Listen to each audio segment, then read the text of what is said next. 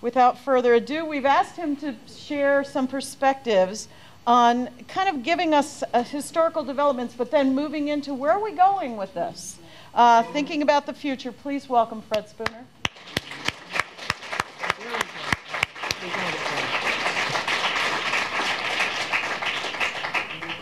I guess I'm supposed to drink all of these at once. Yes. You want to make sure you're well hydrated. Yes, yes.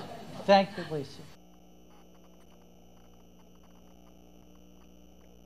She's been talking to me about being part of this probably since about November. I am truly honored to be here, but one of the downsides, I guess, for me in terms of doing this and my understanding of Dr. Kirk and his influence on the field, Jim Gallagher and his influence on the field, that this was all about folks with mild disabilities, specifically learning disabilities. And what I had indicated to Lisa was, well, it's going to take me from November to May to understand learning disabilities and to be able to stand up here and be willing to talk about it. Well, I'm very grateful that, you know, through the dean's influence or whoever it was that had the idea to kind of expand this. So I'm going to be talking. Wait a minute. Oh, yeah. Well, you said it was the dean. We're all working together here. Well, so I have the opportunity to talk about folks with severe disabilities. This is basically what I've done for my whole career. I really probably couldn't do anything else, so this works. We're going to talk a little from a historical perspective. I did a chapter in the Kaufman and Hallahan Handbook on Special Ed. Adele was the section editor for that. Freda Brown and I did it. It was an historical perspective about folks with severe disabilities. Some of the content that I'm going to relay today comes from that chapter. So where to begin? Well, at the beginning, of course, but where's the beginning? People with disabilities, folks with severe disabilities have been recounted in history probably since about 4 million BC. There's not enough time between now and noon or now and next Wednesday noon to recount all of that history. Okay, I'm not going to start with demonology, trumpeting, or infanticide. And so here you see an image of an ancient skeleton where trumpeting was used. The idea was that these folks were possessed by demons, and the way to relieve them of these demons was to drill a hole in their head. Well, how did that work? Probably not too well. I'm not going to talk about the work of Philip Pinel. In the 18th century, here's an image of Pinel himself and unchaining the folks in France. They took folks with disabilities at that time, orphans, paupers, and others, and had them chained. And you can see in this particular example how they are unchaining this woman. I'm not going to talk about Jean-Marc Attard and the his work with Victor, but here's a picture of Attard, and there's the wild boy Victor. Where I'm going to start is with the first applied study. This was Fuller, 1949. It was, as I indicated, the first applied study. It was an extension of Skinner's experimental analysis of behavior going back to Skinner's dissertation, and then the 1953 piece. The analysis was an extension. It was with the human participant, a little bit about the young man. He was 18 years old, had a limited repertoire. He couldn't roll over, spent time on his back. He could open his mouth, he could blink, raise his arms, etc. He was viewed to be pretty much in a vegetative state, hence the full title of the article. The experiment A syringe filled with warm sugar milk was used as a reinforcer. The response was that they taught him to raise his arm to a vertical position. Now keep in mind the time period, 1949. This account was published in the American Journal of Psychology, but in reading, rereading, and having colleagues of mine read the written description, it was not completely clear what procedures were used. From my perspective and my discussions with others, we have suggested that shaping was implied. I mean, you just don't go from 0 to 60 in 4 seconds. You just don't take a response, no response, and get it from here. So through successive approximations or reinforcing successive approximation is my best guess at how they engendered this response. The delivery of the sugar milk, as I said, had reinforcing properties. It did increase the rate of responding, hence by definition, a stimulus that follows a response that increases the future probability of that response is called a reinforcer. There was also differential reinforcement, DRO, of other behavior. They didn't reinforce head and shoulder movements. They only wanted this response. They added an extinction component, so they withdrew the reinforcer. Responding decreased to pre-training levels, meaning 0. They reintroduced it. The operant response, the movement, the behavior, if you will, increased by adding the reversal or the withdrawal design. It was clear that contingent positive reinforcement was responsible for the behavior change. With this illustration, we have the extension of the phylogenetic overlap from non-human species, Skinner's early work in the laboratory with rats and pigeons, to a human participant. Let's fast forward about 25 years to the founding of TASH. TASH has been, since 1974, the major professional organization to support folks with severe disabilities. The Park decision and the Mills decision provided impetus for the founding of this organization. Nori Herring, one of the people with whom I worked, was the founding president of what was then AESPH, the American Association for the Education of the Severely and Profoundly Handicapped, now called TASH.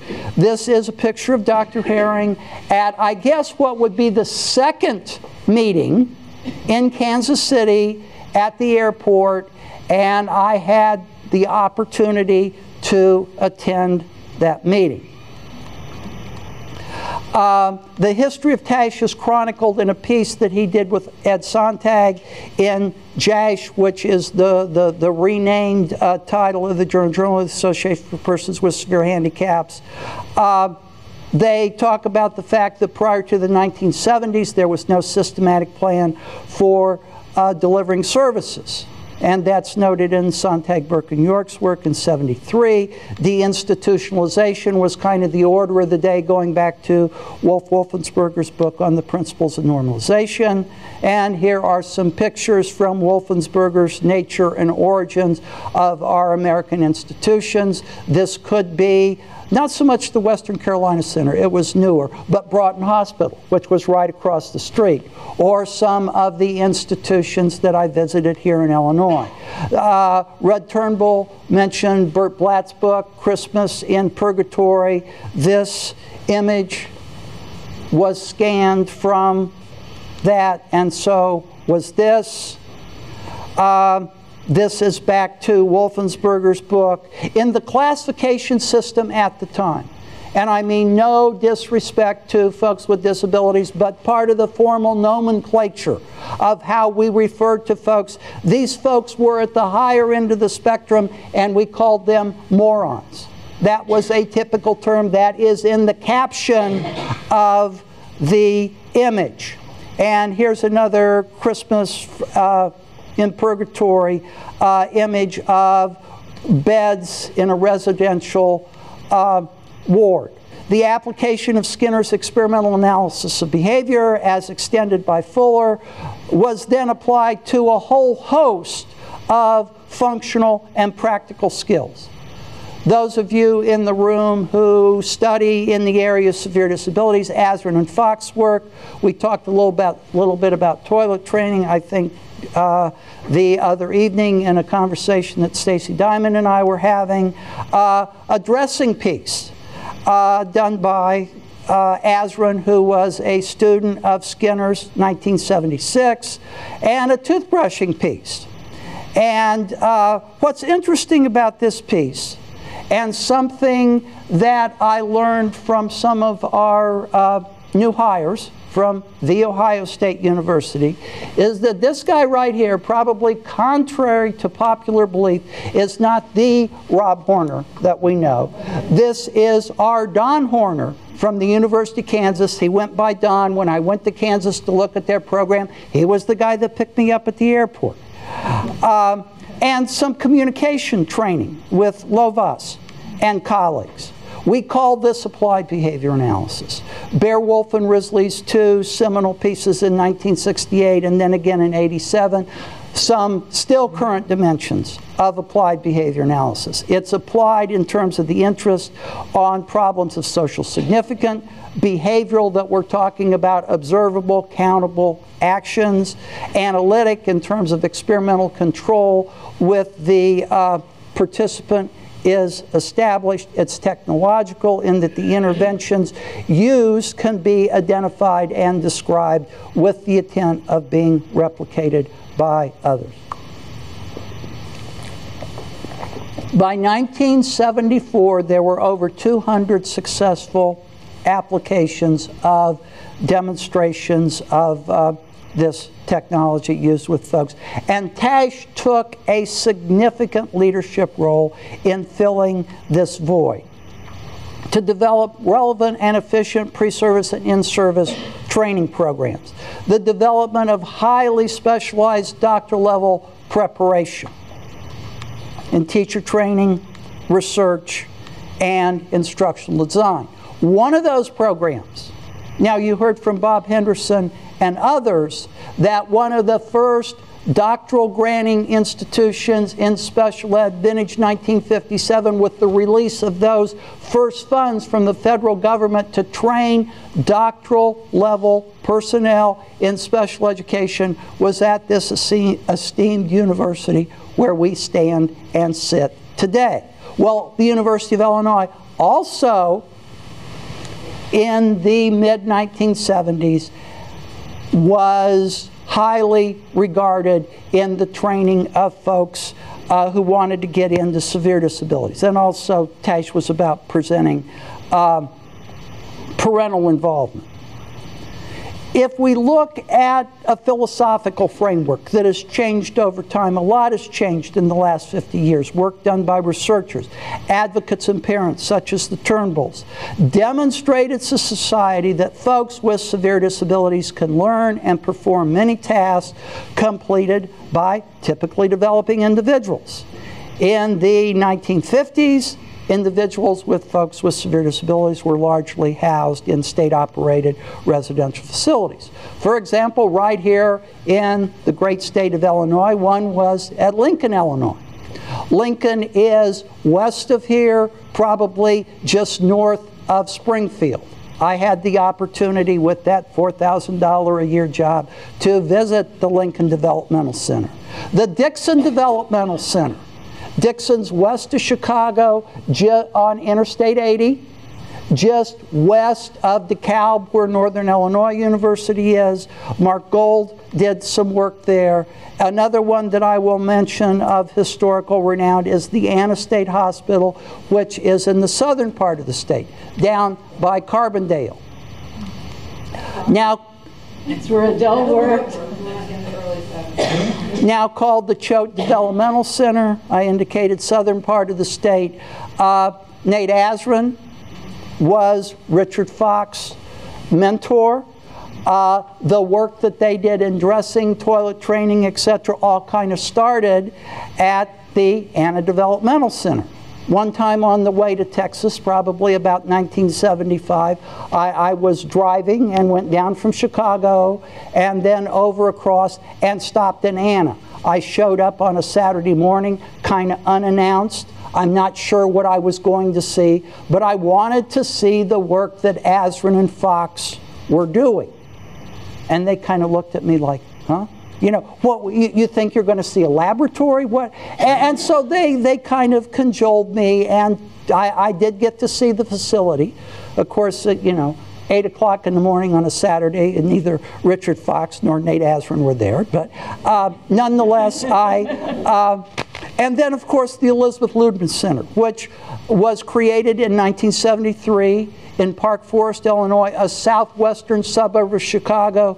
Those that know Chicago, it's about 211th Street, about Route 30. I guess they call that Lincoln Highway.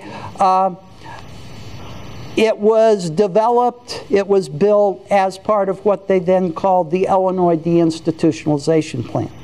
This is the place where I got my start. This is the place that allowed me to earn $4,000 a year with a master's degree. Again, my parents kind of scratched their heads, you know, why the hell did we send him to college? He's got a master's degree. Again, it was once thought that folks with severe disabilities couldn't learn, and that's kind of a classic explanation by the Ward staff, as in the Fuller study. But in this changing philosophical era, one person that was at the forefront of that was Mark Gold.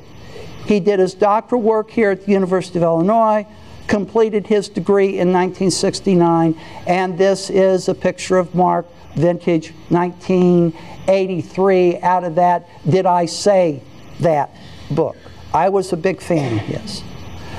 Continue to be a big fan of his. Mark was a researcher at the Institute for Child Behavior and Development that, if I understand or understood correctly, was the former Institute for Research on Exceptional Children. This was the house that Sam Kirk built.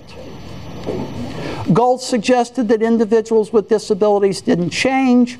What changed was our expectations as people. And what I've done here is I've taken a quote, I've broken it out into two parts so it's more readily digested. This is not person-first language because the time at which this was posited was prior to the days of person-first language. But a mentally retarded person is characterized by the level of power needed in the training process required for him or her to learn, and not by the limitations of what he or she can learn. Think about that. Try to wrap your head around that. And then this is the part in the true quote. It is not categorized the way that I'm listing it here, but the height of a retarded person's level of functioning is determined by the availability of training technology and the amount of resources that society is willing to allocate, and not by biological potential. This was a guy here at the University of Illinois. He died in 1983. Changing definitions. Intelligence test, Stanford Renee basically measured an IQ score. The Bureau of Education for the Handicapped in 1973 listed these components: language problems, failure to attend to stimuli, self-mutilation, self-stimulation, and other things. TASH kind of redid the definition in '86. It's related to the level of environmental supports needed to enhance people's lives. AAMR, which is now AIDD, in 2002, I don't remember which edition of their manual this was, but they talk about assessment, and they talk about cultural and linguistic diversity, diversity in communication being part of the process. Continued with AAMR, limitations exist along with strengths. And this is probably not the first time we started talking about strengths in addition to people's deficits. But even people who have significant deficits, like the young man in the Fuller study, he could open his mouth, he could blink his eyes. Continuing on, behavior can change. Now, what could... You've got about 5 more minutes. 5 more minutes. Okay, we're now up to 1940. No. But prior to 1940, it was thought, as I've indicated, that folks with severe disabilities were not trainable. Fuller's study in 1949 began to change that. By today's comparisons, it was very modest, but it was a major step forward. Behavior problems can be reduced. If you look at the work of Jack Michael and Ted Ian in 1959, they trained psychiatric nurses to improve a number of behaviors with folks who were diagnosed as being schizophrenic and mentally defective. Paul, you would relate to that with your experience. But these folks had violent attacks on others. They were entering unrestricted areas, hoarding materials. Okay, why is this work important? Well, it's important because they demonstrated improvement in socially significant behaviors. The change agents were nurses. They were not psychiatrists. They were not psychologists, nor were they university personnel. And these interventions were implemented in a living area, not a laboratory setting. Adaptive behavior can be increased.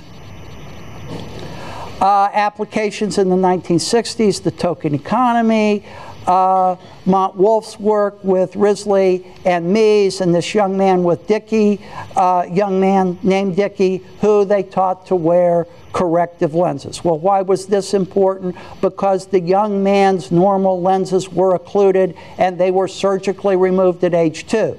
So in order to allow this young man to see, he needed to wear glasses. He couldn't wear the glasses, so they had to train him to do that. In 1970s, the focus on more positive techniques, Doug Guess's work, along with Wayne Saylor and the infamous Don Baer, extended the work of Risley and Wolf in the area of language training. I'm going to continue to move through these quickly. Rep and Dietz' work in terms of the use of differential reinforcement to reduce self-injurious behavior. Fox and Shapiro's work, the famous timeout ribbon as an alternative to exclusionary timeout. Why was this important? Because folks no longer needed, with this demonstration, would not need to be removed from the environment for misbehavior. Meaningful behavior change in inclusive environments. Let me just jump through a couple of these, but the idea is that these are classic, powerful demonstrations of an efficient technology to improve the lives of persons with severe disabilities. In 1970s, there was a shifting paradigm in education. Early on, these folks with severe disabilities completely excluded. The trend in the 1960s was to serve them in separate environments. I mentioned Wolfensberger earlier. Public Law 94-142 came along that supported the right of all children, including those with severe disabilities, to receive a free, appropriate education in the least restrictive environment. Both Kirk and Gallagher, Drs. Kirk and Gallagher, were instrumental in laying the antecedent groundwork for this legislation. The work that Lou Brown from the University of Wisconsin-Madison and 2 of his students, John Natupsky and Susan Hammer Natupsky, on the criterion of ultimate functioning. Expectations continued to change. This is a piece out of the 2011 Guilford book that Diane Browder and I did on folks with severe disabilities. And we talk about these curricular philosophical changes, starting out with a developmental focus in the 70s.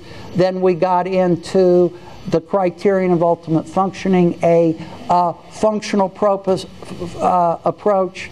Then in the 90s, we kind of looked at inclusion and self-determination, and then entering this decade, starting probably going back with No Child Left Behind in the early 2000s, but 2010, we get into general curriculum access. So now I'm ready to summarize. You haven't shown me the sign. You have a sign. What kind of sign do you want?